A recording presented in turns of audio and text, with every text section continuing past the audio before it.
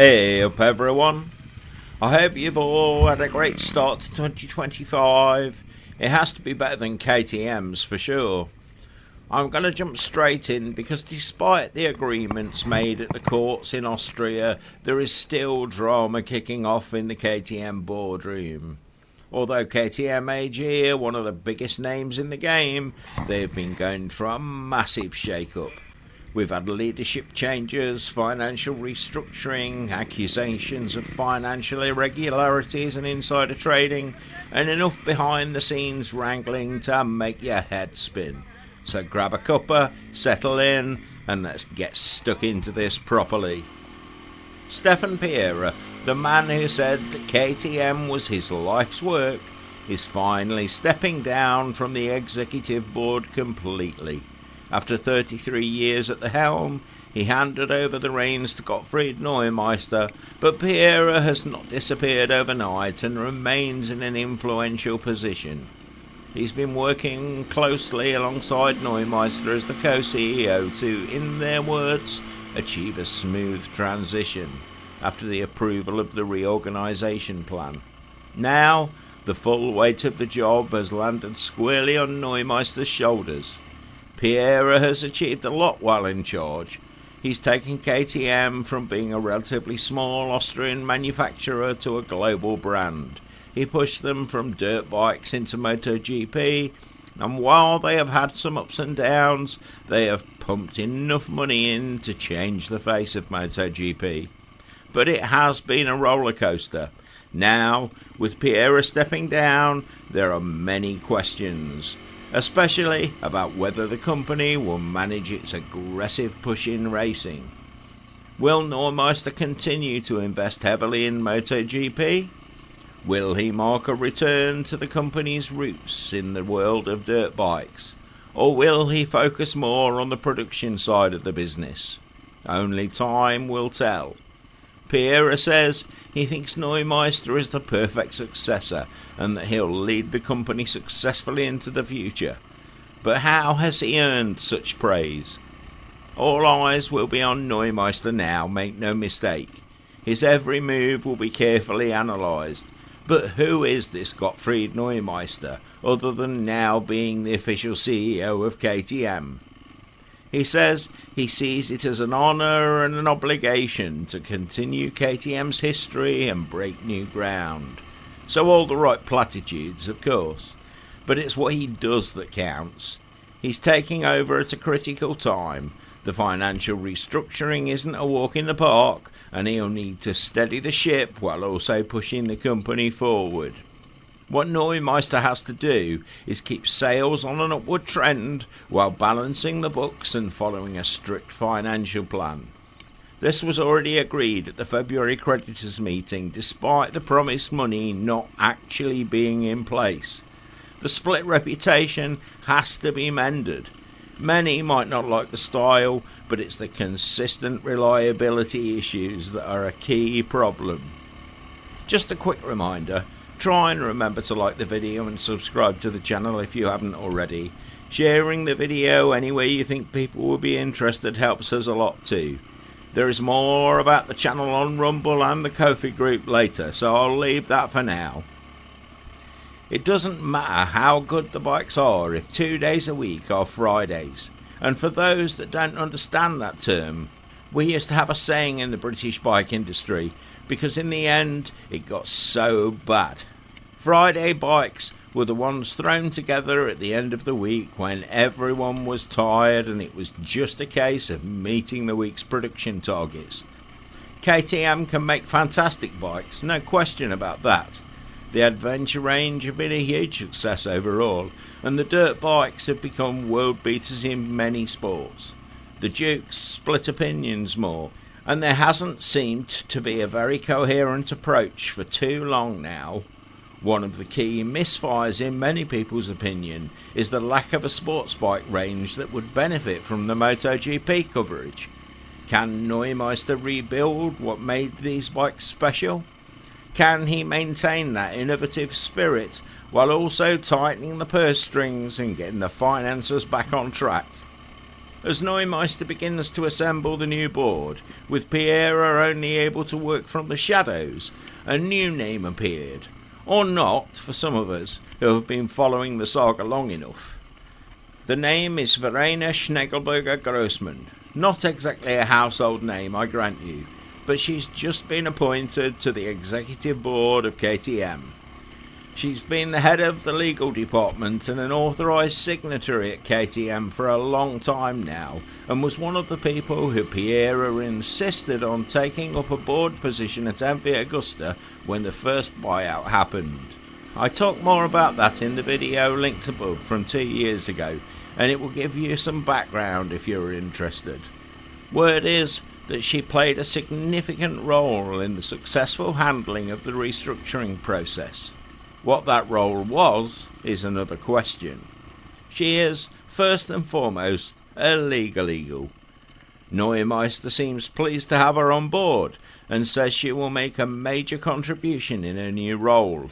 Her appointment and her previous experience would seem to make an odd statement to me. The appointment of a financial expert would obviously have benefits. Someone with an engineering or manufacturing background, and again I can see how that would push the company forward in the right direction. But a legal? What does that say about the future direction of the company?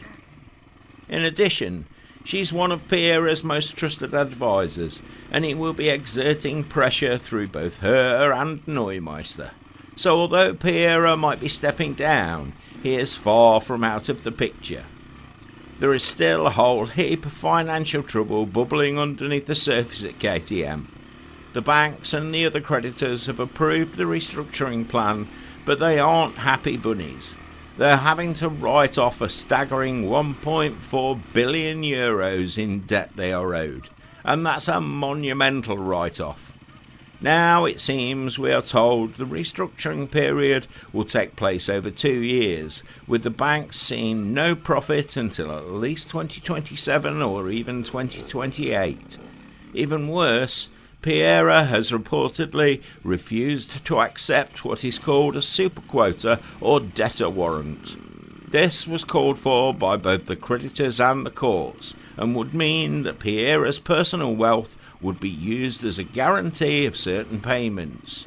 If what I understand is correct, just one of the things that this would mean is that the Austrian government would be able to instruct payment of an amount equal to the €20 million a month he has been claiming to pay workers their wages since November. Yes, remember that. The only reason staff have been paid since November is a government bailout scheme.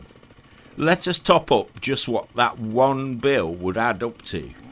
This is 5 months so far at €20 million a month, so they would be claiming around €100 million back from him personally, and you know that others would follow. There is also internal strife between the people he has appointed to the board. According to the reports, Pierer snubbed both Neumeister and Stefan Zöchling, the new chairman of the supervisory board at KTM's parent company, Pierer Mobility. They had been negotiating with creditors for weeks, and one of the representatives from the financial institutions described the situation as a complete mess. To be clear, the banks only agreed to the restructuring plan to avoid losing even more money. The banks are furious at how the whole thing has been handled and think that Pierer has just been playing all the various parties against each other. But Pierer might not be off the hook yet. The banks have accused him of arrogance and ignorance and are preparing to examine liability claims against various executive bodies within the Pierer Mobility Group's complex corporate web. The creditors are not letting this one go without a fight. If liability claims are successful, Pierer could be facing some serious financial consequences. But here's a wily old fox. Let's not forget about Bajaj either. The Indian company holds many layers of assets within the PMG group now. They hold shares in KTM AG, the Pierer Mobility Group, and the Pierer Bajaj company set up as a middleman between PMG and KTM. Rajiv Bajaj has now been appointed as Vice Chairman of the Supervisory Board at KTM and is also Chairman of the Audit Committee. He shares responsibility with Neumeister for the day-to-day running of KTM now, according to some reports, and no decisions within the PMG group can really be made without his personal approval. This could mean that he could also be facing liability claims, and being the fourth richest man in India puts a big target on his back for the creditors, who have a lot to potentially gain if they go after him. Now, the Bajaj family has been a long-term partner with KTM, and their investment has been crucial to the company's growth. But with such a significant stake, they are inevitably going to be dragged into the mess. Bajaj are highly respected in the business world, but their reputation is on the line here. With all the talk of financial irregularities, it's inevitable that he, as the chairman of the audit committee, will also be questioned as part of any investigations. As more dirt emerges, the Public Prosecutor's Office has also reportedly taken action, and there are reports from forensic experts that could play into the hands of the banks. The banks have been suspicious of Pierer because €35 million flowed from KTM to Pierer Mobility shortly before the insolvency. With Zöchling's help, the matter was resolved, but the questions still remain. If the Public Prosecutor's Office finds evidence of wrongdoing, it could lead to criminal charges and even more financial penalties for Pierer. This is a serious situation that could have long-lasting consequences for everyone involved. You might ask, what the hell has been going on behind closed doors at PMG headquarters? The banks and the capital markets are now seemingly in agreement that Stefan Pierer should completely withdraw from KTM, and surely he has to face up to his responsibilities at some point. But the hole just keeps getting bigger. Pierer and Zöchling have also reportedly been at loggerheads recently. It seems Zöchling doesn't think it's a good idea for Pierer to be organising the roadshow for another large capital increase at Pierer Mobility Group. Zöchling, who Pierer passed the reins of PMG to, don't forget, is insisting on meticulous compliance with stock corporation law and capital market legislation, and some of the group headed by Pierer apparently find this frustrating.